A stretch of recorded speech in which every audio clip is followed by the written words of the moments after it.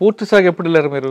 1988లో 98లో 98లో పూర్తి కాలం పోయినా. పూర్తి కాలం ఎక్కడెక్కడ తిరిగారు?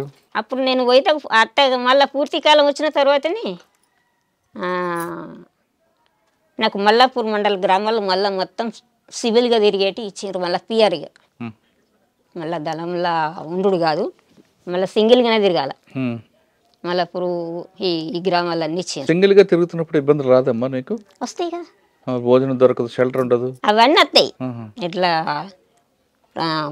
పొద్దు కట్టప్పుడు ఇంట్లోకి రావాలి, పొద్దు అందాక కంపెనీలలో పోవాలి, ఊర్లోకి వచ్చిన వెంటనే పోలీసు వాళ్ళు రావాలి, పోలీసు వాళ్ళ మధ్య నుంచి తప్పించుకొని పోవాలి, ఊరంతా పోలీసు వాళ్ళు చుట్టుముట్టాలి.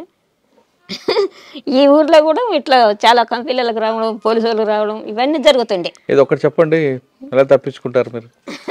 నేను అంటే ఒక్కరే ఉంటారు మీరు, ఆయుధం ఉండదు? ఉంటది, ఉండుడే తప్పంచి ఉండుడే.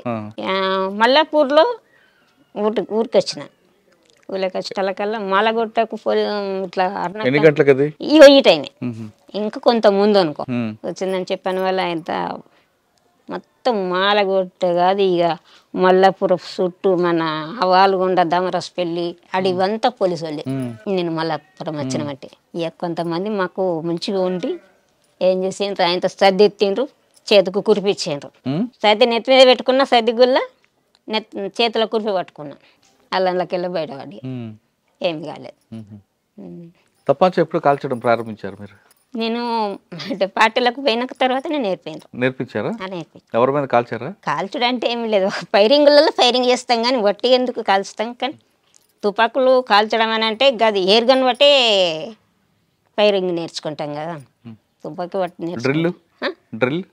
డ్రిల్ అంటే డ్రిల్ అంటే నాకు అర్థం కాదు కానీ ఎయిర్ గన్ లేచిన తర్వాత వ్యాయామం చేయడం అవన్నీ ఉంటాయి.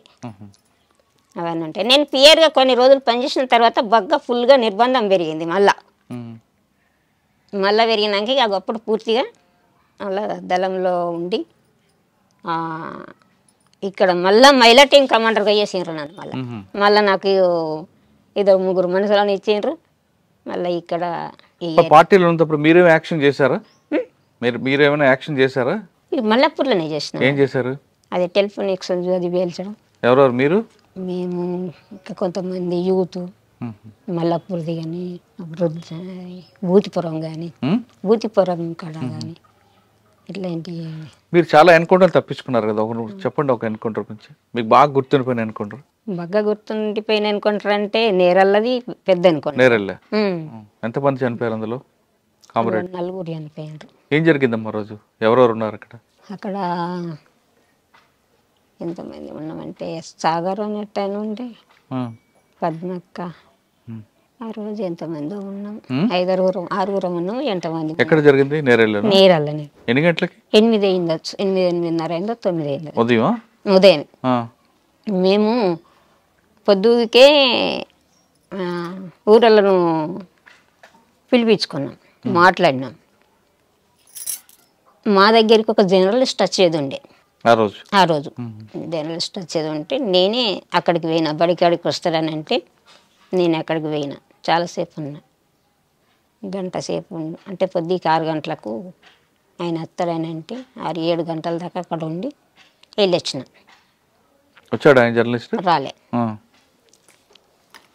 ఆయన పేరు శంకర్ అని జర్నలిస్ట్ ఉండే. అయితే ఆయన రాలేడు. 6 నుంచి 7 దాకా ఉన్నా ఊరు లోపల, రాలేడు. పొద్దుకి ఊరలను పిలిపించుకున్నాం, మాట్లాడినాం. మాట్లాడి తెల్లవారుజామున పొద్దుకి అన్నం వండిపించుకున్నాం. అందరం పొద్దుగాల గుట్టెక్కినాం, నీళ్ళు తీసుకొని తిన్నాం. పొద్దున్నే తిని పడుకున్నాం. సెంట్రీ డ్యూటీ నాదే ఉండే. నేనే సెంట్రీ చేసిన. మళ్ళీ తర్వాత నా సెంట్రీ అయిపోయిన తర్వాత ఇంకొక ఆయన సెంట్రీ ఉండే, ఆయన నా పక్క పొంటే ఉన్నాడు. ఇంకొక ఆమె రాసుకుంటున్నది, వీళ్ళేమో నిద్రపోయిండ్రు. లక్ష్మణ్ సెంట్రీ డ్యూటీ నీదే ఎక్కువ అని చెప్పాను. ఇక అన్నమల్ల ఆయన సెంట్రీ ఎక్కిండు. ఆయన సెంటర్ ఎక్కిన వల్ల ఈమె లేచింది, ఇంకొక ఆమె లేచింది, ఇంకొక ఆమె లేచి బయటకు పోయి వచ్చింది. బయటకు పోయి వచ్చి ఆమె ఏదో టాబ్లెట్ వేసుకున్నది. వేసుకొని అక్క నువ్వురా బయట పదార్థం రానంటే ఇట్లా బయటకు పోయినా వచ్చినాం. బయటకు పోయి వచ్చినప్పుడు ఏమీ లేదు అసలు. వచ్చి కూర్చుండి మళ్ళీ రాసుకుంటున్నాం మేమిద్దరమే రాసుకుంటున్నాం. రాసుకునే టైంలోనే ఈ సెంట్రీ ఆయన ఏం చేసిండంటే అక్క ఏమో సప్పుడు వినబడుతుందని అన్నాడు. నేను అన్నమల్ల ఏం సప్పుడు అని చెప్పాను. మేము తుపాకీ పట్టుకొని చూసినాం. చూసేటలకల్లా లేచి చూసేటలకల్లా వాళ్ళు ఫైరింగ్ ఓపెన్ చేయని చేసిండ్రు. మేము ఓపెన్ చేసినాం. కానీ వీళ్ళు వాళ్ళు పడుకున్నట్టుగానే దగ్గర దాకా అంటే వాళ్ళు మొత్తం ట్రావెలింగ్లో వచ్చిండ్రు అనుకో. మాకు వాళ్ళ తలలు ఏర్పడినాయి కానీ కూర్చొని ఎట్లా అంగి ఉండి ఇట్లా వచ్చినట్టుగా లేదు. దగ్గర దాకా వచ్చేదాకా ఏర్పడలేదు. అంతకంటే ముందే ఒక ఆయన అక్క వచ్చిండు. అక్క వచ్చిన తోటి మాట్లాడినాం, పంపించినాం. ఆయన వేయిండు. పోలీసు వాళ్ళు వచ్చిండ్రు. వీళ్ళు మంచి నిద్రలో అయిపోయినరు వీళ్ళు. మేమేమో తెలుతోటి ఉన్నాం. ఇవాళ పటాపట్ 3 దిశల నుంచి ఓపెన్ చేసిండ్రు. మేము తెలుతోటే ఉన్నాం కనుక మేము ఓపెన్ చేసినాం. అప్పుడు మేము ఓపెన్ చేసి కొట్టుకుంటా మేము వచ్చినాం.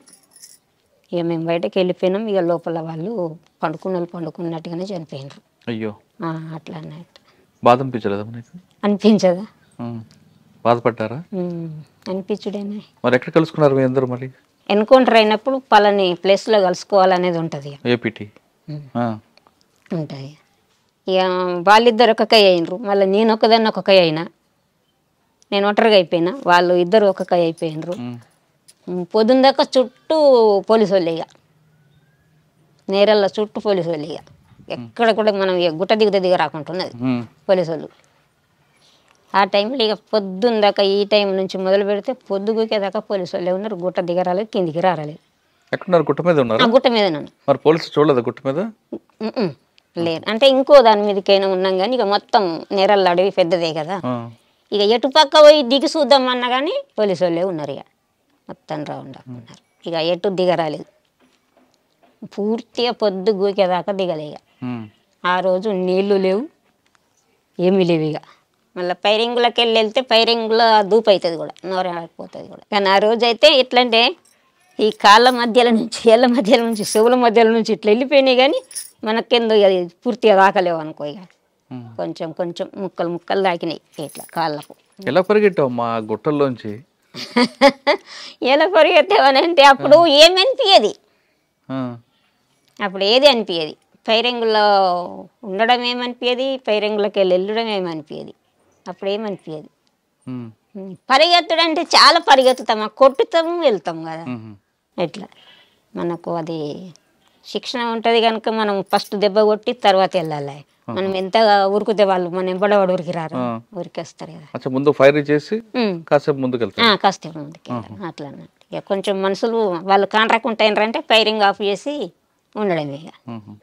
ఇక సాధారణంగా సెంట్రీ అంటే ఏం చేస్తారు మీరు? సెంట్రీ అంటే ప్రొద్దున 2 గంటలు నిలబడి ఉండాలి. ఇక మొత్తం అంటే చుట్టూ చూడాలా? చుట్టూ చూడాలి, చుట్టూ చూడాలి. ఆ సెంట్రీ వేయడం కూడా నేర్పుతారు మన కళ్ళను ఎట్లా దింపాలా, కిందికి ఎట్లా దింపాలా, మీదకి ఎట్లా దింపాలనేది అది కూడా ట్రైనింగ్ ఇస్తారు. చెప్తారు కండ్లని ఇట్లా ఇట్లా ఉండాలి. ఇక ఇట్లా మొత్తం ఇక కండ్లు దింపుడు కూడా ఉంటుంది అందులో ట్రైనింగ్ లో. మన కంటి చూపు కూడా అట్లా ఉండాలి అనేది చెప్తారు. అంటే కళ్ళే చెప్పాలి, కళ్ళే చెప్పాలి. కళ్ళు మొత్తం ఇక కిందికి మీదికి వెళ్ళి ఇట్లా తిరగాలి రౌండ్ అట్లా. ఇవి ఎవరైనా మనకి శత్రువు కనబడ్డారు అప్పుడు ఎలా చెప్పాలి వాళ్ళకి? మళ్ళీ ఇక్కడ 2 ఉంటారు కదా, శత్రువు వచ్చిండ్రంటే మన పొంటి ఇంక 2 ఉంటారు, లేకపోతే 1 ఉంటారు. అట్లా అన్నట్టు వాళ్ళకి సైకిల్ చెప్పాలా, మాటతో చెప్పుకోవచ్చు. మాటతో చెప్పుకోవచ్చు. పైన ఉంటారు మీరు? పైన ఉంటారా? కొద్దిగా దూరం ఉంటారు. ఇక బలం కొంచెం దూరం. సార్ నేరేలు ఎన్కౌంటర్ ఒకటి తప్పించుకున్నాం, ఇంకొక 2 తప్పించుకున్నారు కదా మీరు? ఇంకో 2 ఇంకోటి ఏంటి? పైడు మడుగానే ఉంటది అక్కడ ఎన్కౌంటర్ లో. అక్కడ ఎలా? ఇందాక జరిగిన ఎన్కౌంటర్ లో ఎవరు సమాచారం ఇచ్చారు పోలీసులు మీరు అక్కడ ఉన్నారని? అది సమాచారం ఎవరిచ్చిండ్రు అనేది కూడా నాకు తెలియదు. తర్వాత ఏంటంటే ఈ జర్నలిస్ట్ అయినట్టయిననే పోలీసు వాళ్ళు మళ్ళీ జాడకు లేకుండా పంపించారు. ఆయన పత్రిక లేకుండా హైదరాబాద్ పంపించేసి అడ్రస్ లేకుండా. ఆయన ద్వారా వచ్చింది సమాచారం. అని అనుకున్నాం మళ్ళీ ఏంటంటే ఆయన జర్నలిస్ట్ మళ్ళీ ఊర్లో ఉండాలి కదా జగిత్యాల ఆయన లేడు అక్కడ కాదు హైదరాబాద్లో లేడు ఇక ఎక్కడున్నది అనేది పత్తనే దొరకలేదు. మళ్ళీ నేను ఇంటికి వచ్చిన తర్వాత కూడా అడిగారు పోలీసు వాళ్ళు, మీకు శంకర్ మీద మీకు డౌట్ ఉంది కదా అని అడిగాను. ఎవరు అడిగారు? ఇక్కడ డిఎస్పీ అడిగాను.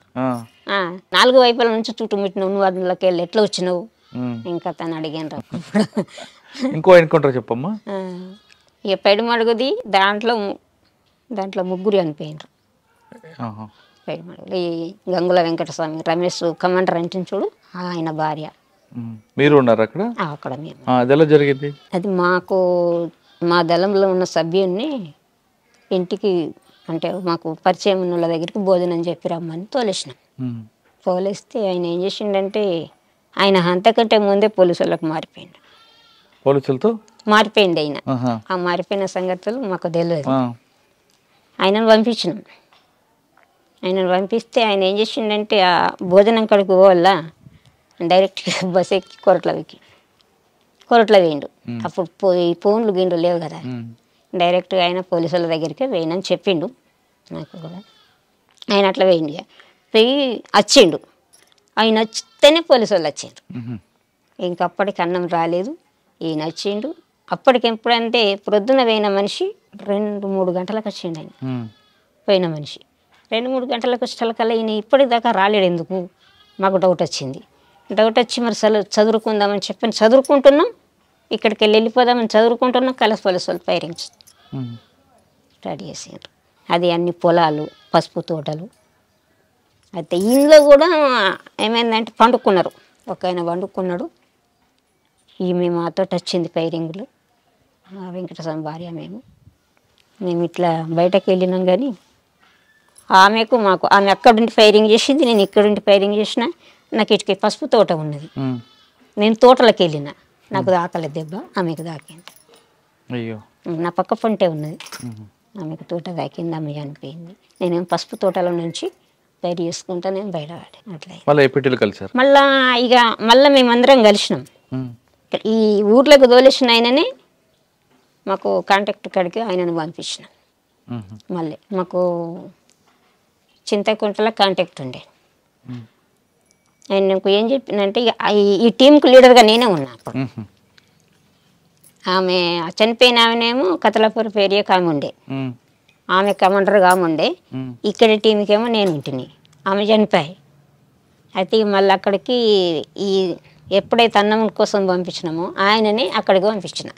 మళ్ళా పంపించి మరి ఆ రూట్ చెప్పిన ఇంటర్నెట్ ఇట్లా మధ్యాహ్నం నుంచి ఇట్లా పెద్దగుండు కాడికెళ్ళి ఒక తొవ్వ ఉంటుంది, ఆ తొవ్వ నుంచి ఇట్లా వెళ్ళు అని చెప్పని రూట్ అడ్రస్ అంతా చెప్పి తోలేసిన. ఆయన అటు పోలే చక్కగా మెట్టిపల్లి పోయి వాళ్ళ ఆయన మెట్టిపల్లి పోయి మెట్టిపల్లి కాడ బస్ ఎక్కి బండి ఎక్కి మళ్ళీ అక్కడికి పోయి అక్కడ మళ్ళీ హరిదళం అని ఉండి మళ్ళీ ఆయన మేము కలిసినాం. ఇక ఇంకొక ఎన్కౌంటర్లో ఇంకొక ఎన్కౌంటర్ ఇక అది మధ్యమల్లి ఎన్కౌంటర్. ఇది పెద్ద మడుగు, అది మధ్య మడుగు, ఇది పైడిమడుగు కోరట్ల మండలంలో పైడిమడుగు. ఇక్కడ అక్కడ మధ్య మడుగు ఎక్కడ? అటుకై మధ్యమల్లు అది రాజన్న సిరిసిల్ల. అక్కడ ఎలా జరిగింది? 70 మంది ఉంటాము అప్పుడు. పెద్ద కాన్ఫరెన్స్ అది, పై కమిటీ వాళ్ళు ఉన్నారు, స్టేట్ లెవెల్లో అందరూ ఉన్నారు అప్పుడు. బాగా పెద్దది అది. అది పెద్దదైతే పొద్దుకి పండుకున్నాం. ఆ రోజు అంత ఉన్నాము. ఒకరోజు జెండా ఆవిష్కరణ చేసినాము, జెండా ఎగిరేసినాం, అక్కడ స్తూపం కట్టినాం, జెండా కట్టినాం, అన్నీ మంచిగానే చేసినాం. అక్కడ అప్పుడే నన్ను ప్రమోట్ చేసిండ్రు అందులో. ప్రమోట్ చేసి ఎల్జిఎస్ కమాండర్గా ప్రమోట్ చేసిండ్రు. నన్ను పైలట్ టీంలో పెట్టిండ్రు. ఆ పెట్రోలింగ్ ఓవుడు మబ్బుల మొదటి బ్యాచ్ పెట్రోలింగ్ ఓవడానికి ఆయన భాస్కర్ అనేట ఆయన జిల్లా కమిటీ మెంబరే. ఆయన ఆ రోజు ఈయన కూడా ఉండొచ్చు కానీ నాకు అంత ఐడియా లేదు, ఈ మల్లేసు కూడా ఉండొచ్చు కానీ ఒక 4-5 పోయినాం. మేము బయటకు వెళ్ళి పెట్రోలింగ్ చూసి వచ్చేటకల్లా మధ్యలో ఫైరింగ్. ఎంతమంది? ఒక ఆమె రజిత అనేట ఆమె చనిపోయింది. ఇంకొక ఆమె కొత్తగా వచ్చింది, అప్పుడే 12 రోజులు గడిచింది ఆమె వచ్చి. ఉమ్. ఆమె ఒక్క ఆమె చనిపోయింది. ఒక ఆయన స్టేట్ లెవెల్ పసల రామారెడ్డి అనేట. ఎవరు ఇచ్చారు ఇన్ఫర్మేషన్? అది ఎవరిచ్చిండ్రు అన్నది అదేం తెలియలేదు.